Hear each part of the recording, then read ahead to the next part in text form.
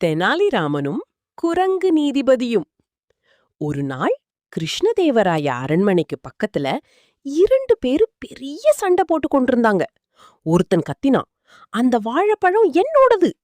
மற்றொருத்தன் உடனே, இல்ல, முதல்ல நான் பார்த்தேன். இருவரும் சண்டையுடன் அரசரிடம் போனார்கள். மன்னர் தலை புடிச்சுக்கிட்டாரு. ஒரே வாழைப்பழத்துக்காக இவ்ளோ சண்டையா? அப்போ தெனாலிராமா சிரித்தபடி வந்தார்.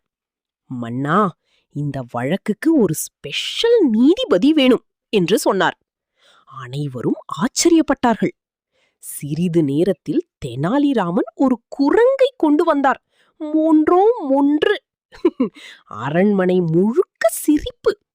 தெனாலிராமன் சொன்னார், இந்த குரங்குதான் இன்று நீதிபதி. அவர் வாழைப்பழத்தை குரங்கிடம் கொடுத்தார். குரங்கு என்ன செய்தது தெரியுமா? அது வாழைப்பழத்தை 2 பேருக்கும் கொடுக்காமல் தானே உட்கார்ந்து முழுசாக சாப்பிட்டுடுச்சு. மூன்றோ மூன்றோ மூன்றோ. அதை பார்த்து எல்லாரும் வாய் பிளந்து நின்றார்கள். தெனாலிராமன் சிரித்தபடி, பாருங்க மன்னா, சின்ன விஷயத்துக்காக சண்டை போட்டா 3வது ஆள் எல்லாத்தையும் எடுத்துடுவான். மன்னர் வயிறு குலுங்க சிரித்தார்.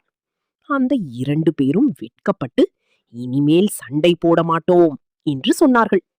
அதே நேரம் குரங்கு அருகிலிருந்த மற்றொரு வாழைப்பழத்தையும் எடுத்துக்கொண்டு ஓடிச்சு போச்சு. மூன்றோ மூன்றோ மூன்றோ. நல்ல கருத்து. சின்ன சண்டையை பெரிய பிரச்சனையாக்க கூடாது. இன்னும் இப்படிப்பட்ட கலக்கல் தெனாலிராமன் காமெடி கதைகள் வேண்டும்னா ஃபாலோ அண்ட் சப்ஸ்கிரைப் பண்ணுங்க. Come on.